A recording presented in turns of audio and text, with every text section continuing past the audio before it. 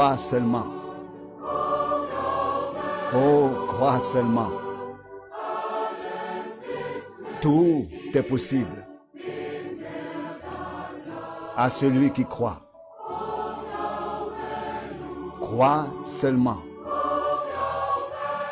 Oh, crois seulement. Tout est possible à celui qui croit.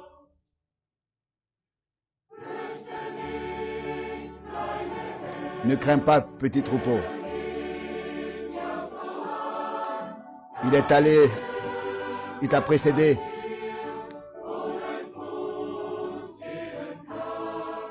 Et il protège tes pas.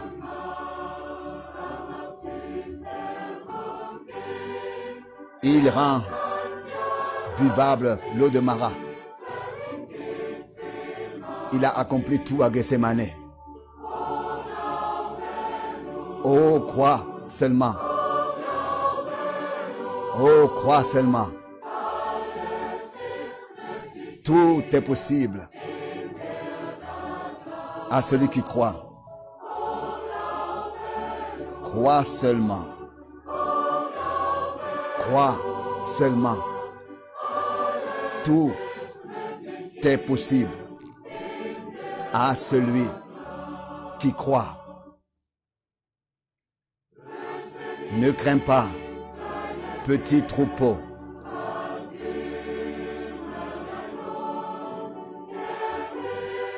Il t'accorde le ciel.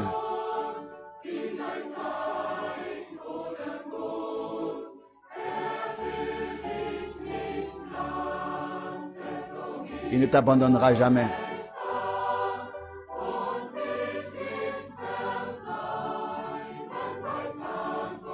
Il ne te délaissera pas, nuit et jour.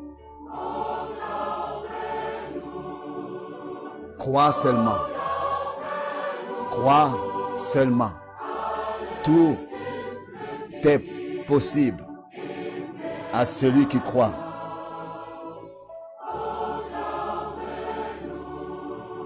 Crois seulement. Crois seulement. Tout est possible à celui qui croit.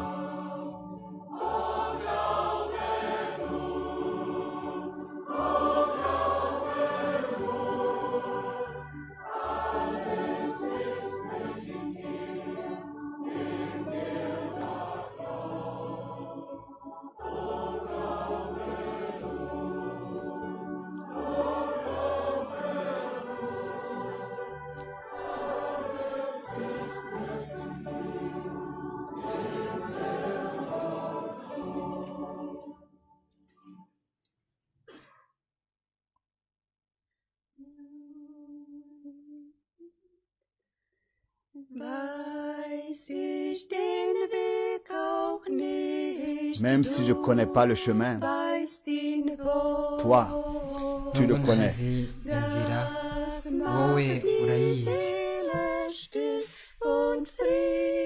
Cela tranquillise l'âme et lui accorde la pleine paix. À quoi que ça sert de se soucier?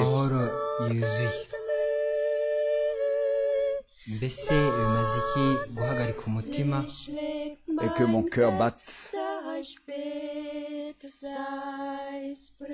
tard et tôt, matin et soir.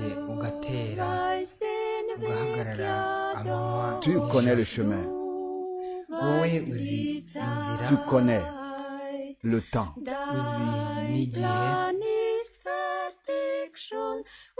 Ton plan se tient déjà prêt et entièrement conçu.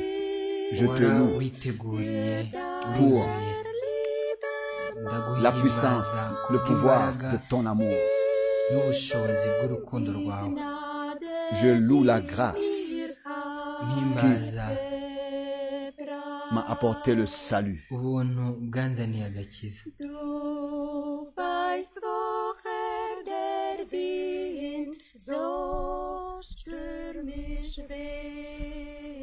Tu sais pourquoi le vent la tempête menace et tu lui ordonnes. uzi impamvu Et tu viens jamais trop tard. umuraba ari mwinshi n'umuyaga ujya Ainsi ubitegeka kandi je reste dans ntidukererwa l'attente. nguma Calme, ntegereje tranquille. Ta parole ntuje est véritable. ijambo ryawe ni ry'ukuri Tu connais le chemin. uzi Ça inzira Cela me suffit. ibyo birampagije Tu connais le chemin pour moi. Cela inzira yanjye suffit. ibyo birampagije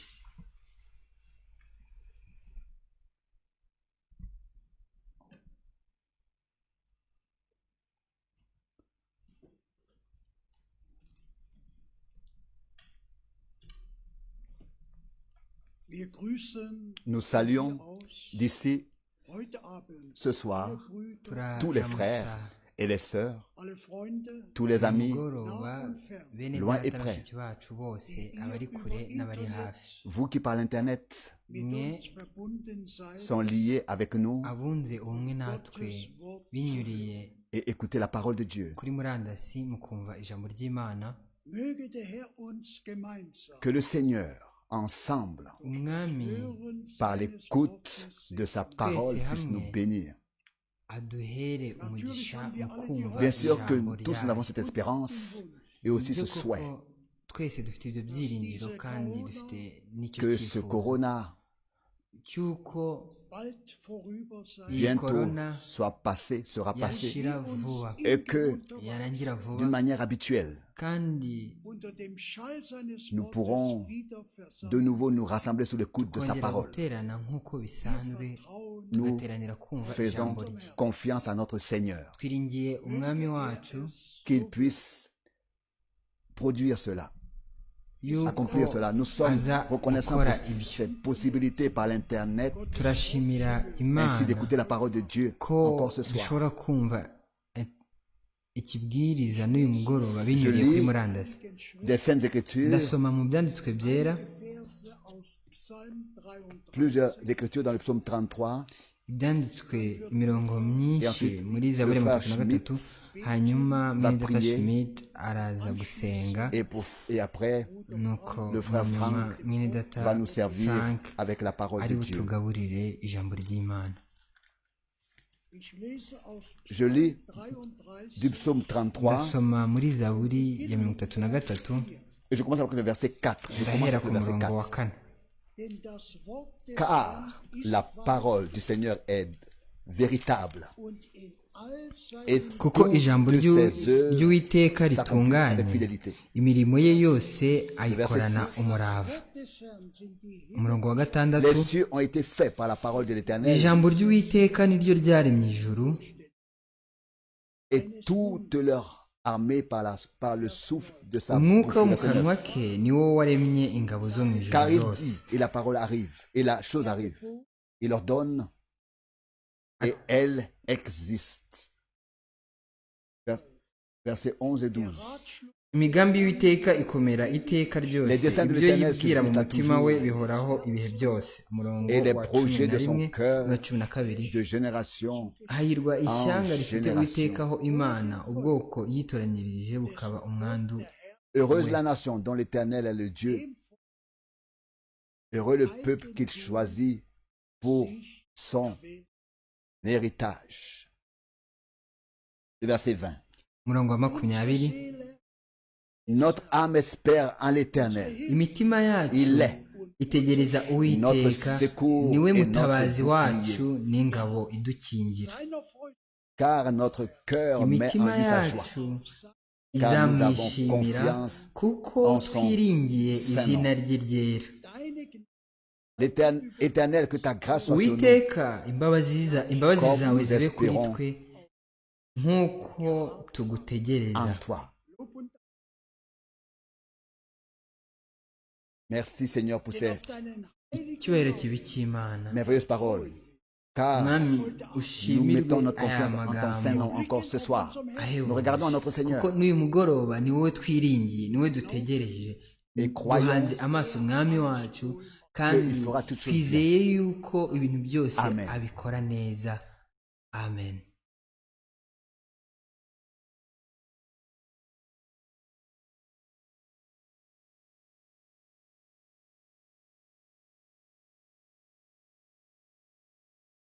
Loué et exalté soit notre Dieu pour sa grâce.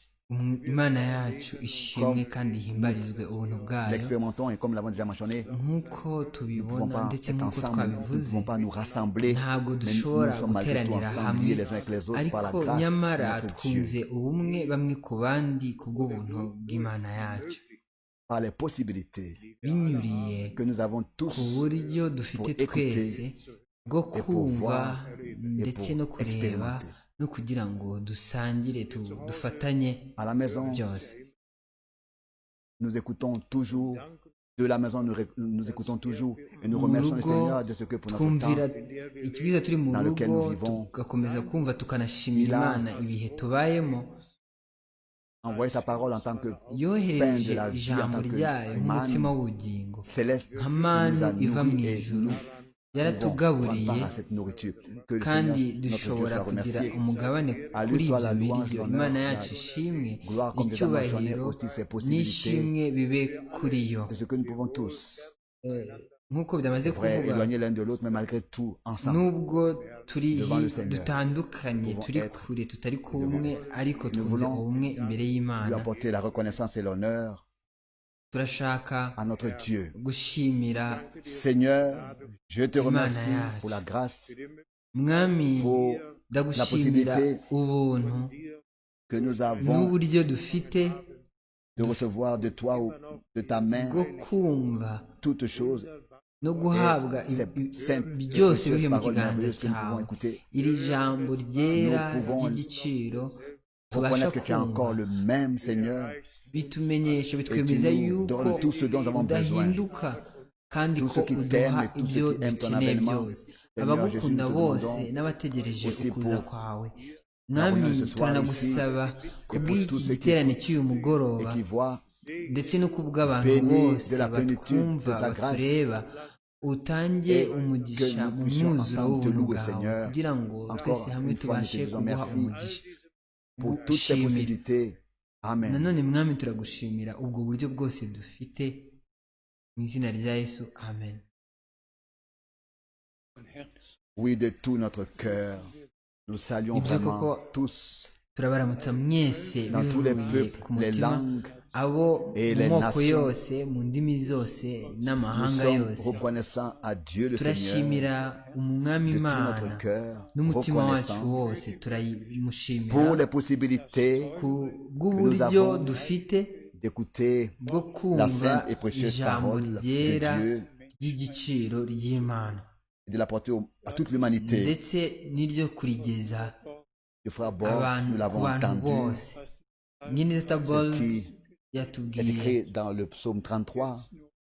Maintenant ibyanditswe encore, muri Zaburi ya mirongo cette itatu na gatatu remarque, nuko seulement rero le frère ndashaka Borg, je le connais depuis kuvuga iki kintu 65 ans, mwene data Borg frère ndamuzi Schmidt, uhereye imyaka mirongo itandatu n'itanu depuis ishize 60 ans, mwene data Schmidt tuziranye nous imyaka avons mirongo marché itandatu ensemble ishize twaragendanye hamwe aussi inzira par toutes les y'umwami épreuves. twanyuranye mu bigeragezo byose Et nous allons mentionner rapidement nuko twihuse que Dieu le Seigneur turavuga yuko a umwami un Imana chemin avec l'Église. ifite Mais inzira très hamwe rapidement, je voudrais n'itorero faire mention de Nuko la situation nihuse ndashaka kuvuga qui maintenant sur toute la terre ku existe. bintu biri kubera ku isi Nous yose avons dans la dernière lettre Uko ibintu circulaire bihagaze. écrit mu ibaruwa izenguruka iheruka que ce soit le twanditse changement climatique ou bien le habe réchauffement de la terre, ku que ce soit bijyanye n'ubushyuhe les catastrophes, bw'isi les n'ihinduka épidémies, ry'ikirere les pestes, tout ibyorezo cela existera dans le monde entier et indwara ibyo byose nous bizabaho avons ku isi maintenant atteint kandi ubu tumaze gushyikira ces heures et ibyo beaucoup peuvent bihe se rappeler kandi benshi bashobora à la kwibuka fin de yuko ku iherezo l'année dernière, j'ai ry'umwaka toujours de ushize nouveau dit nakomeje kujya que mvuga le yuko temps est proche. igihe kiri bugufi Je veux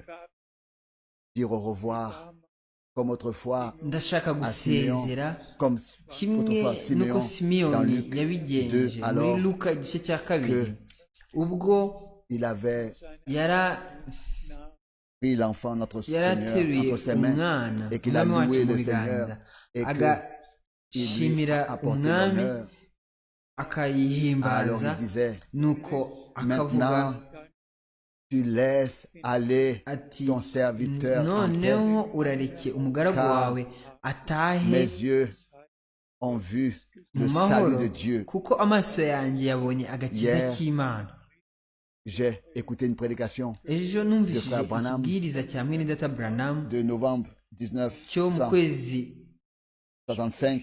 kwa cumi na kumwe Il parle de Job mu gihumbi kimwe magana cyenda mirongo itandatu na gatanu au aho chapitre avuga 42 et il kuri insiste yobu igice cya mirongo ce ine na verset. kabiri Sur ce verset, j'avais seulement entendu agatsindagira parler uyu murongo de toi depuis longtemps, ngo nari mais maintenant narakumvise je bakuvuga uhereye kera vois ces choses ariko ubu noneho ndabyiboneye accomplies devant mes yeux. Et mbibonye bisohora maintenant, il imbere parle y'amaso de ce yawe que Nuko Dieu nous a akavuga donné des promesses uko et imana que yaduhaye ensuite amasezerano le temps arrive, nuko natwe le temps, igihe le moment kikaba arrive gisohoye dans laquelle igihe nous cyo voyons les promesses tubona de Dieu dans leur amasezerano accomplissement. y'imana asohora Dans les derniers 3-4 mois, mu ce mezi qui s'est passé sur terre atatu anashize est vraiment ibyabaye ku isi unique ntibisanzwe et on doit na gato birihariye être sincère kandi et avouer tugomba kuba abanyakuri rien, plus tukatura rien ne yuko sera nta comme kintu kizongera été kumera auparavant. nk'uko byahoze que ce bimeze soit dans habe les avions, les vols mu et dans toute indege l'économie, uko ziguruka dans uko tous les domaines, zikora mu rien, bukungu plus rien mu bintu ne sera byose nta kintu na comme kimwe c'était auparavant. kizongera kumera Mais nk'uko comme déjà cyahoze le frère kimeze Borg déjà l'a ariko nk'uko mwene data exprimé, Borg yamaze nous kubivuga espérons que nous dufite pourrons de ibyiringiro nouveau nous rassembler yuko tuzongera pour écouter guterana la sainte kugira et ngo précieuse twumve parole de Dieu ijambo ensemble. ryera ry'igiciro Et ry'imana nous yacu attendons tukaryumvira hamwe à ce que kandi twiteze la yuko distance ne intera soit plus iri hagati yacu obligatoire, itazongera on n'ait pas besoin cyangwa intera d'inscrire dusabwa les noms gushyira hagati y'abantu dans un livre avant itazakomeza d'avoir le droit de prendre part à l'assemblée, à la réunion. kubaho ndetse n'iri tegeko ry'uko bandika abantu bose baje mu rusengero mbere y'uko muterana murabizi yuko uko niko amategeko amabwiriza ameze ubu ngubu kugira ngo igiterane kibe birasaba ko umuntu wese uje yiyandika agashyira imyirondoro ye ntabwo dushobora kugira urutonde rw'imyirondoro y'abantu ntabwo dushaka ko twabona ibintu bimeze nk'ibyo mu materaniro ngo turinde intera hagati y'umuntu n'undi ibyo kandi ngo bikorerwe mu itorero ryizera bibiliya ibyo ntibishoboka ibyo nabivugiye hano mu giterane cy'izurike si on considère l'ordre biblique, gahunda ya bibiliya tuyiha quand par agaciro exemple on doit bénir un couple, igihe mugomba lors d'un mariage, guha on ne peut umugisha pas abashakanye mu gihe cy'ubukwe à 2 mètres l'un de l'autre. ntabwo wabategeka Ou bien alors yuko si hagati on y'umwe présente n'undi un habamo enfant, metero ebyiri on cyangwa doit mu prendre gihe l'enfant bari dans ses kwegurira bras. umwami umwana On doit pouvoir le faire. uwo mwana uba ugomba Si kumufata un baptême mu d'eau a biganza lieu, biba bigomba Les deux gukorwa doivent aller hagiye dans l'eau. kubatizwa umuntu Notre Seigneur bombi baba bagomba kujyana aussi mu mazi A été baptisé dans le ndetse Jourdain n'umwami wacu par Jean yabatirijwe Baptiste. muri yorodani pour nous. Les abatizwa ordres, na yohana umubatiza l'ordre kuri twe de l'Église reste itegeko valable pour toujours. ryahawe itorero riguma Et rifite aucune agaciro loi karyo pourra iteka changer les ryose choses kandi pour nta nous tegeko dans ry'isi un culte. ririho rishobora guhindura Et ibintu byacu mu materaniro que tout nuko va twiringiye s'améliorer yuko comme ce sera byose possible bizagenda bimera neza bikageraho tubasha notre cœur par la grâce de Dieu vivre notre dernière préparation. kongera kuba mu itegurwa ryacu n'umutima wacu wose en ce qui concerne mwese ce que muzi notre Seigneur ku bijyanye n'ibyo umwami wacu qu'est-ce yavuze. qu'il dirait aujourd'hui? Mbese muri iki gihe Quand vous verrez yari quelque chose, kuvuga iki? redressez-vous, Ati, levez vos têtes. nimubona ibyo byose muzubure imitwe yanyu, kuko muzaba muzi yuko gucungurwa kwanyu kuri bugufi. Il pourra répéter tout yasubiragamo ibintu byose yahanuye. Ubu yashobora gusubiramo ibintu byose yahanuye yuko bizabaho. Byose bizabaho kandi biri gusohora imbere y'amaso yacu. ngo nibyo nimubona ibyo bisohoye, nuko mumenya yuko biri ku rugi byenda gusohora. Bakundwa bene data na bashiki banjye, nshuti bakundwa, icyo turi kubona ni imigambi y'Imana, kandi insobanuro bwite z'abantu turazamagana, nk'uko mu bwoko bwa Isirayeli byari bimeze, uko amasezerano yasohoraga. Biranditswe ngo, kandi n'umwami wacu yaravugaga ngo ku bw'izina ryanjye muzangwa n'amoko yose. Proche de l'histoire d'Israël et du Proche-Orient, bugufi cyangwa se mu burebure bw'amateka ya Isirayeli ndetse no mu burasirazuba bwo hagati, mu moko yose azamura amajwi. Ariko twabonye yuko amatorero uko ari 12 y'abahezanguni muri Isirayeli yose ntiyemeranya na gahunda ya guverinoma. Bose mu buryo bugaragara baramagana gahunda ya guverinoma ya Isirayeli. Niba iyaba abantu bafataga Bibiliya mu maboko yabo bakayisoma, ibintu byagahindutse. Ntabwo dushaka kuvuga n'abandi bose, nabo mu mikorere yawo barwanya iyo nzira, ariko turashaka kwita ku bintu by'ingenzi ku itorero muri iki gihe. Mu by'ukuri rwose ni agace k'igihe ka ngombwa cyane muri iki gihe ku bw'itorero ry'isezerano rishya, nk'uko ari ukuri rwose yuko ubwo umwami Yesu Kristo yazaga bwa mbere, amasezerano yose yari yaranditswe mu isezerano rya kera yarasohoye. Ya yandi yose yari yaravuzwe mbere yose yari yaravuze yuko azasohora, kandi nta n'imwe itarasohoye, byose byarasohoye. Umwami abishimira. Promesse principale isezerano nyamukuru qui s'est accomplie ryasohoye cyangwa se ryagombaga gusohora mbere y'uko umwami wacu Yesu Kristo agaruka aza, yari yanditse muri Yesaya 40:3 na dans le désert, Malaki préparez au Seigneur au désert, préparez ijwi rirangurura mu butayu de l'Éternel, aplanissez dans le notre Dieu. Ce qui est écrit dans Isaïe 40 verset 3, est écrit dans Isaïe 40 verset 3, et est devenu une réalité. Vous pouvez l'entendre, vous pouvez le lire maintenant, le lire et l'entendre. Mais maintenant, c'était à voir et à entendre. Quand c'était accompli, et c'est la même chose avec Malachie. mukanabyumva, ariko icyo gihe ntabwo byari kubisoma no kubyumva, ahubwo byari bisohoye, abantu barabyireberaga muri icyo gihe. Nuko hano hananditse ngo, dore nzatuma integuza yanjye izambanziriza, azaduka mu rusengero. Dore nzatuma integuza yanjye izambanziriza intunganyiriza inzira. Nuko urabona habanje isezerano, nuko mu nyuma abantu bagombye kubyirebera bisohora. Nuko bashoboraga no kumva ibyo umuntu w'Imana yari afite byo kuvuga, ibyo yabwirizaga. nuko hasohora mu mwami wacu, umucunguzi wacu, byose ibyari biri mu murimo wo gucungura.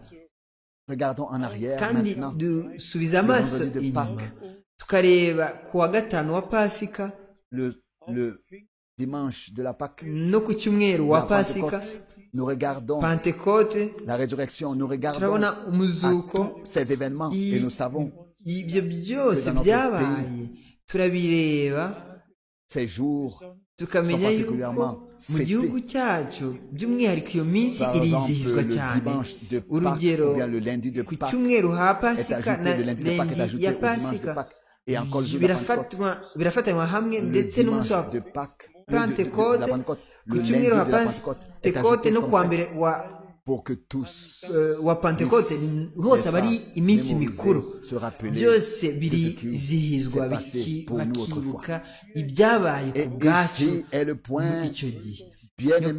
hano hari ingingo, bakundwa bene data na bashiki banjye ndetse inshuti zanjye, ntacyo byatumarira comme une tradition chrétienne de fêter des kwizihiza nk'umugenzo wa Gikristo iyo minsi mikuru, cyangwa kwibuka ibyigeze kubaho, ahubwo biba bisaba yuko ibyabaye bisohora muri twe, noneho tukagira iyo myimenyerezo ku bwacu, nuko noneho bikaba byarabaye ku bwacu. uko niko muri korali baririmbye ngo umwami wacu yaravuze mu buryo bweruye, ndetse avuga no muri make, aravuga ati niba mutizera yuko ndiho muzapfira mu byaha byanyu. ni muri Yohana igice cy'umunani. amen. ibyo byari ibyo. udashobora kwizera Imana aba yigize umunyabinyoma. ababivuze ni nkaho ababivuze yeruye cyangwa se yongorera, ni kimwe. ibyo nuko biri. Imana ni y'ukuri, kandi niba udashobora kwizera ufunge umunwa kugeza igihe Imana izaguhereza ubuntu bwo kwizera n'umutima wawe wose. uko ni nako ibyo nabyo birareba isezerano ry'igihe cyacu. niba udashobora kwizera ibyo umwami ubwe yavuze mu gice cya nyuma cy'umuhanuzi Malaki, yuko azohereza umuntu muri Malaki igice cya 4 umurongo wa 5, cyangwa se muri Bibiliya y'Ikinyarwanda Malaki igice cya 3 umurongo wa 23, mbere y'umunsi w'Uwiteka ukomeye kandi uteye ubwoba, umunsi ukomeye w'Uwiteka, wa munsi aho izuba rizijima ndetse n'ukwezi kugahinduka amaraso. niba udashobora kwizera yuko umwami yatanze iryo sezerano ku iherezo ry'ibihe by'ubu, ku iherezo ry'umunsi w'agakiza, aho iko izohereza umuntu, aho muri we Imana ubwayo izavugiramo igahamiriza ijambo ryayo ikarihishura. niba udashobora kwizera ibyakakwiriye byiza, wari ukwiriye gufunga umunwa, ntugire icyo ubivugaho, ugategereza kugeza ubwo Imana izakugirira ubwo buntu. ni nako bimeze kuri Matayo 17 umurongo wa 11. nyuma y'uyu mwimenyerezo uhebuje ku musozi wo guhindurirwaho, Musa yari kuri wo na Eliya. nuko ubwo umwami hamwe n'abigishwa be baramanuka bava ku musozi, nuko abigishwa be bamubaza bati, pourquoi est-ce que le prophète a dit, pourquoi abahanuzi bavuze que Élie, cyangwa abanditsi bavuze yuko Eliya akwiriye kubanza kuza? Élie était là avec Moïse. Eliya yarari aho hamwe na Musa ku musozi wo guhindurirwaho. Malgré tout, ariko nubwo ari uko byari bimeze babajije icyo kibazo nuko se igisubizo bahawe ni ikihe? umurongo wa 11 muri Matayo 17 ngo ni koko Eliya akwiriye kubanza kuza akagarura byose akabitunganya, ariko ndababwira yuko nanone udashobora kwizera yari akwiriye gufunga umunwa agaceceka. Alors le temps arrive nuko igihe kizagera ouvrira nos cœurs, icyo Imana izafungura imitima yacu, la résistance sera ôtée de nous, nuko et que de tout notre cœur kwigomeka kwacu kose kugakurwa muri twe, noneho tukabyemera n'umutima wacu wose. Celui qui croit ces promesses bibliques gusa croira aussi amasezerano ya Bibiliya ni nawe uzizera ibyabaye tariki 11 z'ukwezi kwa gatandatu 1933 ibyabereye ku mugezi wa Ohio muri Leta Zunze Ubumwe za Amerika. Ibyo byabaye mu gihe cy'umubatizo, ubwo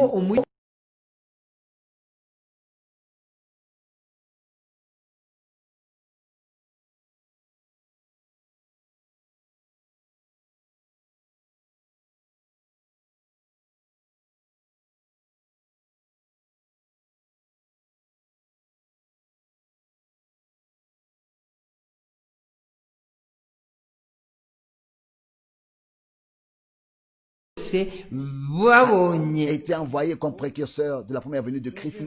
C'est ainsi ndetse banyumvira n'ijwi ryavuze rivuga riti qui sera précurseur nk'uko Yohana Umubatiza yabanjirije ukuza kwa mbere kwa Kristo, nawe wohererejwe ufite ubutumwa bubanziriza ukuza kwa kabiri kwa Kristo. Bakundwa bene data na bashiki banjye, ushobora kwizera isezerano rya mbere ni nawe ushobora kwizera yuko Umwami Imana mu buryo ndengakamere yahamirije, yatanze ubuhamya kugira ngo abazumva bose bivugwa bazahamirizwe rwose yuko ubu turi bugufi, ndetse bugufi cyane bwo kugaruka kwa Yesu Kristo.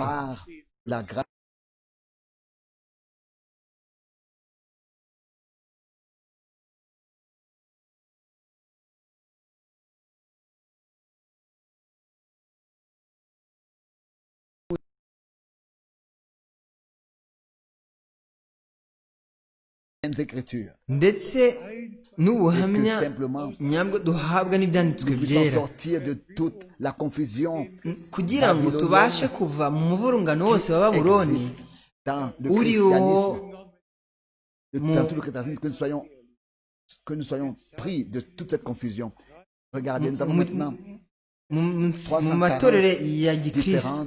Ubu tubona amatorero 340 y'abaprotestanti, ariko nyamara tuzi yuko hariho Imana imwe, umucunguzi umwe, Bibiliya imwe, byose ni kimwe kandi ku Mana hariho itorero rimwe ry'Imana, kandi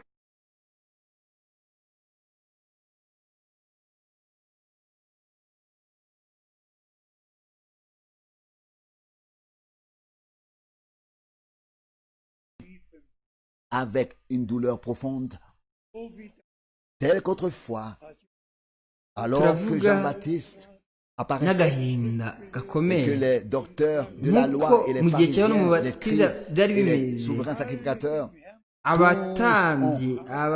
contredit le Seigneur, tous. abigisha amategeko abanditsi bose barwanyaga ibyo Yohana Umubatiza yabwirizaga n'ibyo yavugaga ndetse n'ibyo yakoze, byose barabyanze, ariko bagahora bamuvuguruza. Bakundwa bene data na bashiki banjye, uko ni nako bimeze muri iki vugishe ukuri, mujye itorero rimwe muve muri rimwe mujye ku rindi, nibande bitaye ku byo Imana iri gukora muri iki gihe. Bose bafite gahunda zabo, ndetse bafite n'ibibwiriza byabo bwite banditse byateguwe mbere bose bazi ibyo bazabwiriza ku cyumweru ndetse buri mwaka bari ikibwiriza kimwe bose bafite gahunda zimwe ariko itorero ryacunguwe ry'umwami irye bwite uyu munsi ndashaka gusoma ibyanditswe byinshi nihuse bigomba kutwereka quelle signification le Rédempteur, le Sauveur, en tant que le premier a pour les racheter. cyangwa se agaciro umucunguzi wacu nk'imfura afite ku bacunguwe. Le Seigneur est encore aujourd'hui. Cette église qu'il possède encore aujourd'hui, c'est merveilleux. Imana itorero ifite n'ubungubu rizaba rihebuje. We umucunguzi yari imfura nuko natwe twe abavutse ubwa kabiri by'ukuri kubw'ibyiringiro bizima dufite natwe umugabane w'umwana w'imfura kandi amazina yacu yanditswe mu itorero ry'umwana w'intama watambwe mbere y'uko isi iremwa. De notre Seigneur et Rédempteur, il est dit n'umucunguzi wacu aravugwaho ndetse mu isezerano rya kera nk'uko biri no mu isezerano rishya. Ibyo byavuzwe bitaraba ibyagombaga kuzabaho nuko ndetse n'uburyo bizasohoramo n'uburyo byasohoyemo biranditswe. Turasoma muri Matayo igice cya kabiri, Matayo igice cya kabiri, ici seulement hano le verset 15. Umurongo wa 15. Il y resta jusqu'à la mort d'Hérode afin que s'accomplisse ce que le Seigneur avait annoncé par le prophète. Agumayo ageza ubwo Herode amaze gutanga ngo ibyo umwami Imana yavugiye mu kanwa k'umuhanuzi bisohore ngo nahamagaye umwana wanjye ngo ave muri Egiputa. Twese tuzi ibyanditswe mu Kuva igice cya 12 ngo reka umwana wanjye w'imfura asohoke kugira ngo ankorere. Muri Oseya mu gice cya 11 ku murongo wa mbere, alors qu'Israël était jeune, je l'ai aimé et je l'ai fait sortir d'Égypte. Quand Israël était jeune, Isirayeli akiri umwana naramukundaga hanyuma mpamagara umwana wanjye ngo ave muri Egiputa. Nuko bene bashiki banjye bakundwa, nanone muri Zaburi ya 89 au verset 27 ku murongo wa 27 n'uwa 28 haranditse cette prophétie. Ubu buhanuzi. Psaume 89 Zaburi ya 89 umurongo wa 27. Lui, il m'invoquera, tu es mon Père. Azantakira ati ni wowe data Imana yanjye igitare cy'agakiza kanjye. Le prochain verset, le verset 28. Umurongo ukurikiraho wa 28. Kandi zamuhindura imfura yanjye le plus élevé des rois de la terre. Abandi bami bo mu isi. Et moi je ferai de lui le premier-né. Nanjye nzamugira umwana wanjye, nzamuhindura umwana wanjye w'imfura. Nuko Abaroma Romains chapitre 8 igice cy'8 umurongo wa 29. Abaroma igice cy'8 29. Qu'il a connu d'avance, il les a aussi prédestinés à être semblables. Kuko abo yamenye kera yabatoranirije kera gushushanywa n'ishusho y'umwana wayo, afin que son fils soit le premier-né umwana we abe imfura muri bene se benshi entre beaucoup de frères. muri bene se benshi Bien-aimés frères et sœurs bakundwa bene data dans le bashiki Seigneur, banjye mu mwami quelle grâce! mbese ni Lui, buntu le Seigneur de bungana gloire, bute we qui a umwami appelé w'ubwiza toutes choses à l'existence. wahamagariye ibintu byose Et je le dis déjà kubaho aujourd'hui, ndetse nabivuze Dieu aho nous uyu donne munsi un rebwaho lendemain, umunsi nous allons aussi imana venir brièvement niduha parler de ça. n'ejo Mais nous n'avons tuzabivugaho pas muri seulement make affaire à la ariko prédication, mais ntabwo aussi ari ikibwiriza gusa à ahubwo Ces faux enseignements tuba turi no kuvuga kuri izo nyigisho z'ibinyoma zose du-delà des mers, ziza ziturutse hakurya y'inyanja trouvé une phrase twumvise ndetse n'interuro ivuga abantu bavuga yuko mwene data Branham tariki 15 z'ukwezi kwa munani dans la prédication mu kibwiriza du 15 août 1900 tariki 15 z'ukwezi kwa munani mu mwaka w'ibihumbi kimwe magana cyenda mirongo itandatu na gatanu muri icyo kibwiriza ngo mwene Branham yabwirije référence à Colossiens 1 avuga ku bakolosayi igice cya mbere le premier-né de toute la création ngo ni imfura avant mu byaremwe byose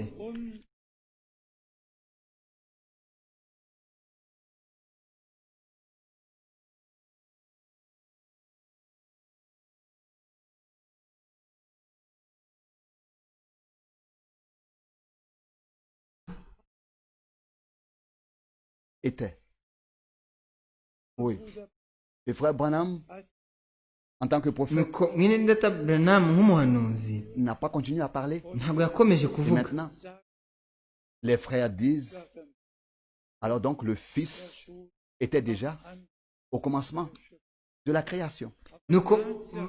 Mais la chose réelle, Wenda Branham nk'umuhanuzi nta kintu yakomeje kuvuga hejuru y'aya magambo ariko abantu bakatinya bakavuga ngo umwana w'Imana ngo yari ariho ngo ndetse ngo n'imbere y'iremwa qui a engendré le Fils. Et ici le mystère dans Luc hano ubwira uburi muri Luka igice cya 2:11 ngo kuko ngo uyu munsi Kristo yabavuye de David.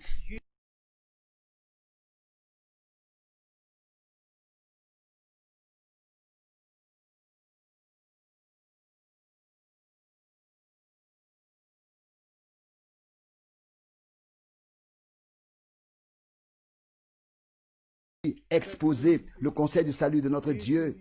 Lisons encore mbese ni kangahe hano twagiye tuvuga umugambi w'agakiza w'Imana dusome iyi mirongo yose ya Bibiliya nuko dukomeze tugana ku musozo hano haranditse le Fils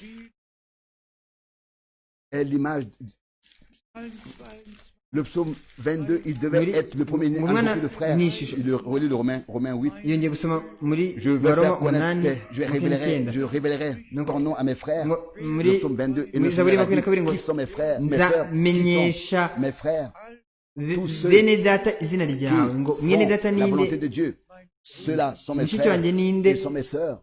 umwami arasubiza ngo ni abasoza abakora ubushake bw'Imana bose nibo bene data n'abashiki banjye bakundwa bene data n'abashiki banjye ntabwo dufite uburenganzira bwo gufata ijambo rimwe ngo turikure mu mwanya waryo tuba dukwiriye gukomeza gusoma turakomeza gusoma mu bakolosayi igice cya mbere ku murongo wa 14 kugera kwa 18 ndabinginze mwese mu byumve mwitonze kandi ntabwo nshobora kwibagirwa no gutanga indamukanyo ibyo mpise mbyibuka le frère Etienne Genton bose baturamukije le frère Tati de Bruxelles a remis des salutations Tati de Bruxelles yaturamukije yambwiraga ati mwene data Frank mbese à ce que uratekereza moi je t'ai accompagné dans 38 voyages. Je t'ai accompagné dans tes voyages missionnaires dans 38 pays. zawe zigera muri 38 Data Miller le frère de la Suisse, le frère Data mu Busuwisi Gonga, Data Gonga wo muri Afrika le y'Epfo frère Nyagi du Kenya. Njagi wo muri Kenya. J'espère que si j'oublie quelqu'un, personne ne m'en voudra. Parce que bose baramukije j'ai oublié de niba hari unibagiwe bose dans le Seigneur. ambabarire Croyez-moi. kuko Encore nibagiye une fois, kwandika twese twunze ubumwe muri commencement de Kristo. Colossiens, Nanone dukomeze hano mu Bakolosayi igice cya mbere uhereye ku mirongo 14 ukagera ku wa en 18. qui nous niwe avons la waducunguje rédemption, amaraso ye le ngo tubone pardon kubabarirwa des péchés. ibyaha byacu. dites tous Amen dans le monde entier. mwese ku isi yose muvuge muti En qui amen. nous avons la rédemption. ngo ni muri we dufite gucungurwa. Par son sang, Mu Kidage niko la bavuga rédemption par son sang, le duhabwa pardon des péchés. gucungurwa ku bw'amaraso ye Le Fils tukababarirwa est ibyaha l'image, verset byacu. 15, du Dieu umurongo wa 15 invisible. ni nawe shusho y'Imana itaboneka. L'apparition en forme visible. Dieu est invisible, Dieu est esprit. ishusho Mais y'Imana de l'éternité, itaboneka il est sorti ariko dans une forme yavuye mu visible. iteka iza mu Et ça, ishusho c'était le iboneka. Seigneur. nuko uwo L'image, niwe mwami l'apparition visible wari de Dieu ishusho invisible. iboneka Et y'Imana ensuite, itaboneka. nuko Le Fils est arakomeza l'image du Dieu invisible, le premier-né de ngo toute la niwe création. ni nawe shusho Ici, y'Imana itaboneka, niwe mfura mu byaremwe byose. Dans tout, hano il est présenté comme le premier-né de toute la création. Soyez sincères. aravugwa yuko ari imfura y'ibyaremwe Est-ce que la byose. création muvugishe ukuri, qui passe est plus importante que mbese ta nouvelle naissance et ma nouvelle naissance. ibyaremwe Ton droit d'aînesse et mon droit d'aînesse, ta vie éternelle et ma vie éternelle, que biruta nous avons reçu. agaciro Est-ce que la création ukuvuka kwawe kwa kabiri naturelle est plus importante que ça? Ici, notre Seigneur Non. est présenté comme le premier-né de toute la création.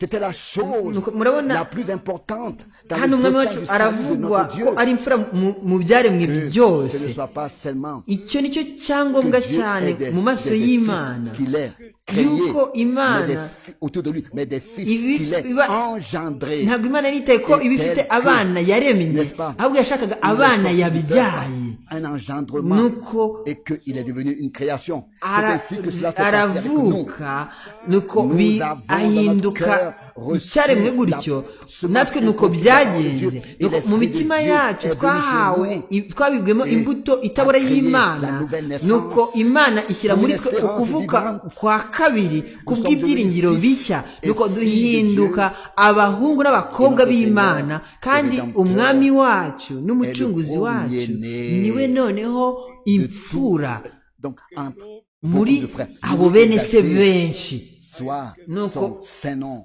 izina rye ryera Ensuite, verset rihimbazwe 16. rishyirwe hejuru. ni ku murongo wa cumi na Car en gatandatu lui ont été créées kuko toutes muri les we choses. arimo byose byaremewe. Le premier-né n'a rien à voir avec la création. imfura Le créateur ntaho a à voir avec la ihurira création, pas le premier-né. Le n'ibyaremwe, ahubwo umuremyi niwe ufite aho a- ahuriye est en relation avec la n'ibyaremwe. rédemption, nuko pas avec la création. imfura Car allusion yo encore, car ifite en lui isano ont été n'abavutse. créées kuko twasomye toutes les hano turasomye choses yuko qui ngo sont muri we dans les niho cieux haremewe et ibintu sur byose, la terre, ari ibyo mu les ijuru visibles cyangwa ibyo mu et les isi, invisibles, ibiboneka n'ibitaboneka, trône, intebe dignité, z'ubwami domination, n'ubwami bwose autorité, n'ubutware bwose n'ubushobozi a été bwose, créé byose par byaremwe lui nawe. et niwe wabiremye pour byose, lui. kandi rero ni nawe byaremewe. Il est avant toute chose. yabanjirije Il byose, est avant toute chose. yabanjirije Et byose, kandi toute byose chose bibeshwaho subsiste nawe. En lui. Et maintenant arrive. nuko verset noneho 18. hakurikiyeho umurongo wa cumi Il n'umunani. est niwe la mutwe tête du corps w'umubiri, de niwe l'Église. Et maintenant pensons tout de suite niwe mutwe w'umubiri, à niwe 1 Corinthiens 12, mutwe verset 13. w'itorero. Baptisés dans un seul corps pour former un seul nuko corps ibi par un seul esprit. birahura n'abikorino ba mbere 12:13 ngo twabatijwe mu mwuka umwe kugira ngo L'Église est le corps, le corps est tube l'Église. umubiri umwe. Ici nuko encore, habe verset umubiri 18. n'itorero byose bifitanye Il est isano ngo umurongo wa 18 usubiyemo niwe mutwe w'umubiri w'itorero kandi niwe tangiriro n'imfura yo kuzuka mu bapfuye kugira ngo abe uwa mbere uhebuje byose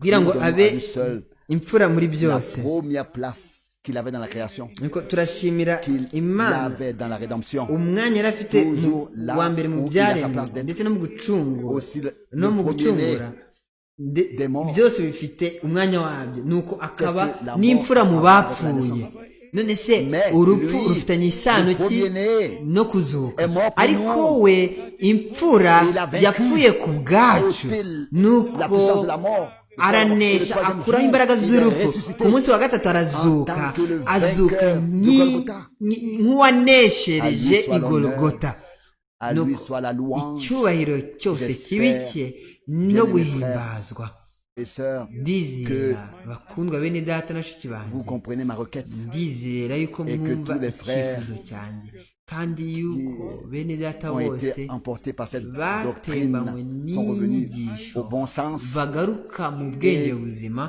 kandi bagaha icyubahiro Imana bagafata ibyanditswe byose bivuga kuri uwo mutwe umwe kugira ngo babashe kureba bagira imbonerahamwe y'ibyo byose batabyumviye ku cyanditswe kimwe ahubwo buri cyanditswe cyose kitugirira umumaro wo gusobanukirwa ibyanditswe nuko umurongo wose ukagira agaciro byose bikagira agaciro n'iteka ryose ku bwanjye kimwe cyonyine cyo gifite agaciro ni ijambo ry'Imana nk'uko twabisomye muri Zaburi 89 nk'isezerano nuko et moi je ferai de lui le premier-né. Le premier-né est né à Bethléem. Imfura yavukiye i Betelehemu. Imfura yavukiye i Betelehemu ntabwo yari imbere y'itangiriro ryo kurema. Aho yari nk'umwana. Ariko hano turamubona y'imfura nk'umwana w'imfura we kubw'abana bose b'imfura yatanze ubuzima bwe ku bwabo i Golgota. Dushimire umwami wacu. De ce que nous avons la grâce d'ordonner tout à sa place dans la Bible et de croire de tout notre cœur et de pas seulement dire oh oui, cela a été écrit ici comme ça, atari ukuvuga gusa ngo ibi ngo hano niko byanditswe hano kuriya nk'uko mpora mbivuga tel que dans la Bible, c'est ainsi aussi dans les prédications de Frère Branham. On doit continuer à lire et encore une fois continuer à lire. Tuba tugomba gusoma tugakomeza tugasoma kugira ngo twumvise kugira ngo tubashe kubibona mu buryo nyabwo. Utiliser ce jour umwami à ce que tous dans le monde entier uyu munsi kugira ngo abo ku isi yose bahabwe umugisha kandi bagire kubaha imbere y'Imana n'ijambo ry'Imana bamenye bizere bakire yuko mwene data Branham yohererejwe kugira ngo aduhishurire umugambi w'agakiza w'Imana wose kugira ngo awutubwirize kandi yuko twagize ubuntu imbere y'Imana bwo kumenya umunsi n'igihe kandi mureke twongere tubisubiremo bakundwa bene data na bashiki banjye si proche twegereye du retour du Seigneur, si ukugaruka k'umwami était que les sœurs l'ont chanté. kandi nk'uko bashiki bacu babiri Si je ne connais pas le chemin, niba ntazi inzira le connais. wowe urayizi Si je ne connais pas le temps, niba ntazi igihe wowe urakizi. Mais nous revenons à cette parole. turagaruka kuri iri jambo Quand vous verrez toutes ces choses s'accomplir, ngo nimubona ibyo arrivez, byose levez vos têtes, redressez-vous, levez vos têtes, car vous savez que votre rédemption est proche. kuko muba mumenye yuko gucungurwa kwanyu kuri bugufi. 33, uhereye mu mwaka w'igihumbi kimwe magana cyenda mirongo itatu na gatatu hashize imyaka myinshi cyane 65. uhereye umwaka w'igihumbi kimwe magana cyenda mirongo itandatu na gatanu hashize imyaka myinshi cyane. Nous savons kandi à 100% tuzi que le retour neza ijana ku ijana yuko ukugaruka k'umwami kuri bugufi cyane.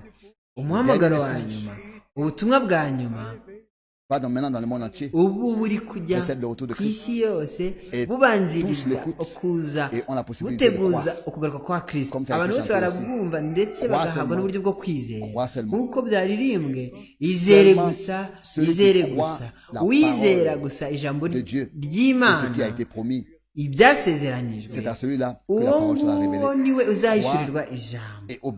izere, kwizera no kumvira birajyana.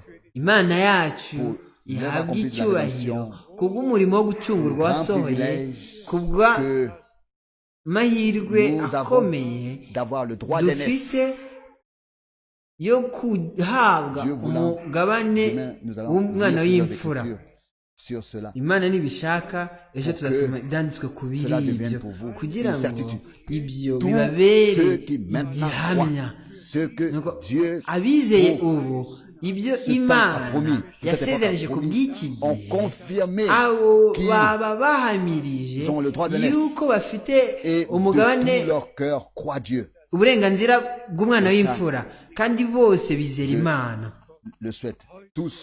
ibyo ndabyifuza uyu munsi abantu bose bumvishe ijambo ry'Imana, ndabyifuriza abantu bose bumvishe ijambo ry'Imana uyu munsi mu izina rya Yesu Kristo, amen.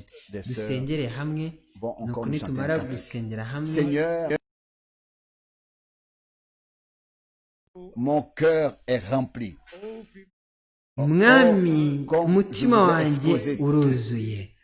Mbega uko nifuzaga kuvuga byose nkabimurika nk'uko wabihishuye ubihishuje umwuka wawe wera. Mwami Mana yera, hamagarira uwanyuma gusohoka, sohoza umurimo wawe kandi garuka vuba. Mwami, nibyo Mwami, dushobora kuvuga tuti Maranatha, kandi turizeye yuko mu gihe cyacu ari buzagaruka. Ndakwinginze Mwami, tu puisses tenir chacun dans l'équilibre, ufate buri umwe wese agume atadandabirana, ahagaze atera intambwe neza, ayirinda. Tugume turi abantu basanzwe badakabya mu buryo bw'umwuka no mu buzima bwacu busanzwe. Turagushimira Mwami n'umucunguzi wacu yuko wowe nk'umwana w'imfura wabaye umucunguzi wacu kugira ngo duhabwe uburenganzira bw'umwana w'imfura.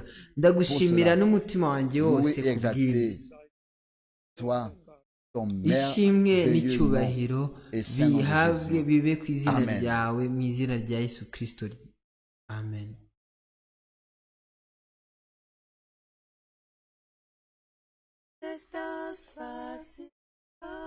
Tout ce que j'ai et ce qui est précieux pour moi, ibyo mfite byose n'iby'igiciro mfite byose, ça venait pas de moi, c'est lui qui me l'a accordé. Oh Seigneur, que je puisse l'utiliser biturukaho ahubwo ni kubw'ubuntu bwawe. Mwami, mbashe kubikoresha kugira ngo murikire inzira yanjye. Ngirira ubuntu, ngirira ubuntu Mwami. Ôte le voile kuraho pour que je puisse voir inyegamo ce que tu as fait. Montre-moi où je suis aujourd'hui et que tu m'as agréé. Nyibutse aho nari kuba ndi ubu ngubu, unyemeze yuko wanyemeye. Mwami, turi abantu buntu bibagirwa kandi b'abanyantege nke, utugirire ubuntu, veille sur nous, utubere maso. J'ai rien fait de bien et malgré tout tu m'as agréé, Seigneur Jésus. Ariko nyamara waranyemeye Mwami Yesu. Je suis pas digne de ton amour et de ta urukundo rwawe, bonté. n'ineza yawe. Ce sont mes fautes et mes péchés qu'il a portés. Ibyaha byanjye Oui, il m'aime. ibicumuro byanjye nibyo yishyizeho. Je ne nibyo koko peux le arankunda. comprendre. Ntabwo nabisobanukirwa. Ôte le voile pour que unkureho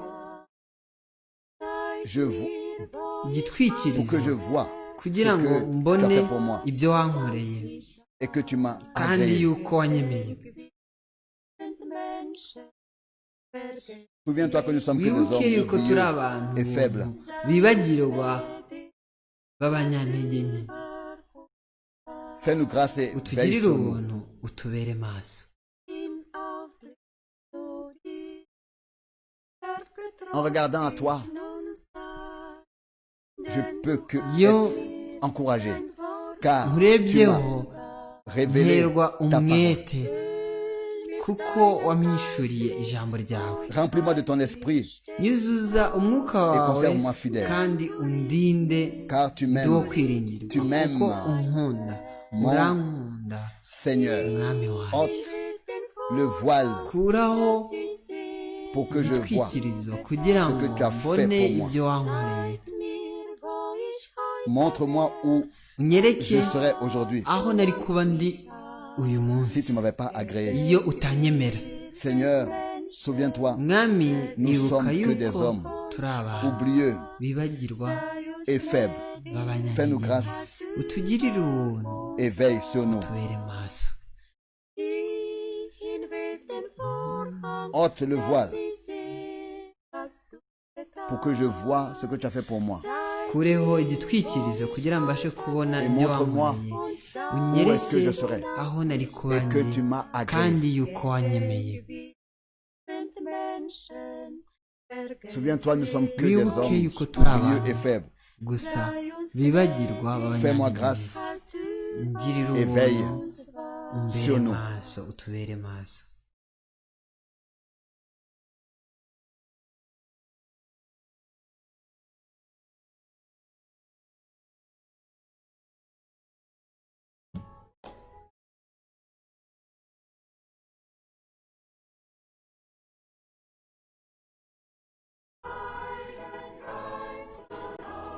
Encore une fois, déverse puissamment ton esprit sur nous tous. ongera usuke umwuka wawe mu mbaraga udusukeho twese Comme à Jérusalem, dans la chambre haute. nk'uko byagenze i Yerusalemu mu Le cyumba cyo même hejuru. feu uwo muriro umwe déverse-le sur nous. uwudusukeho.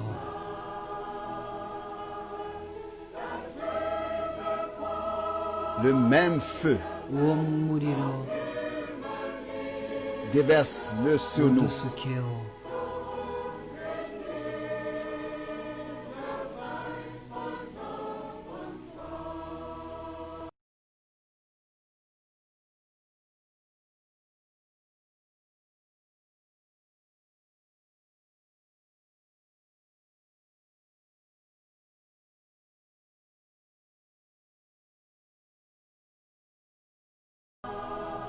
dusukeho umwuka wawe twese Baptise-nous tous nk'uko wabigenje kuri uriya munsi. d'esprit du twese saint feu utubatirishe umwuka et des umuriro cœurs wera.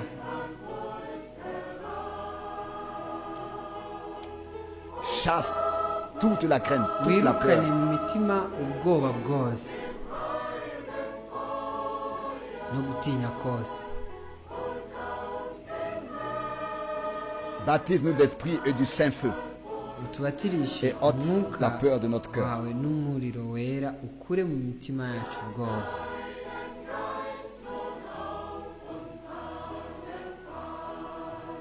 Déverse ton esprit sur nous tous. suka umwuka wawe kuri twese Comme autrefois, la foule est venue de partout. nk'uko La même ujya puissance. munsi abantu baturutse hirya no hino. Qu'elle agisse parmi nous izo mbaraga zikorere muri twe et produit en nous une vie digne de l'évangile. zibyare muri twe imibereho ikwiriye La ubutumwa même bwiza. puissance izo imbaraga qu'elle puisse zimwe agir parmi nous. zikorere muri twe.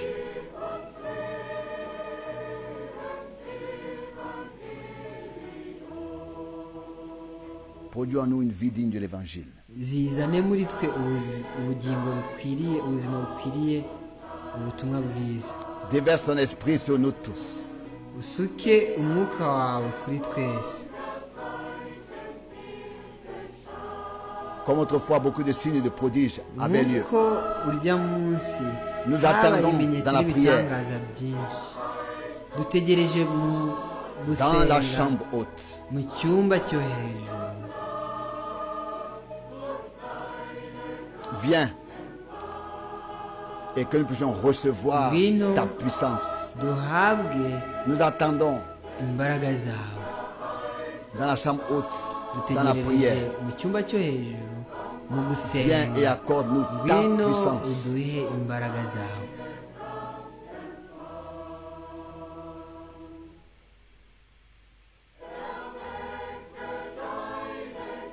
Réveille tes enfants qui dorment. Ukangure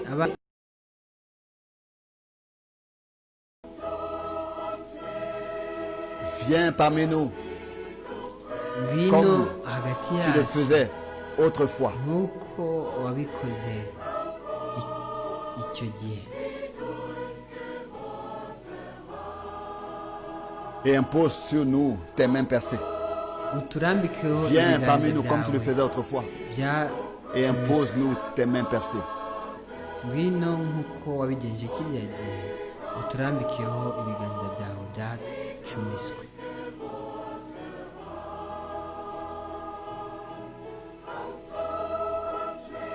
Viens parmi nous comme tu le faisais autrefois. hagati Et yacu impose-nous nk'uko tes mains wabigenje icyo percées. gihe, uturambikeho ibiganza byawe byacumiswe.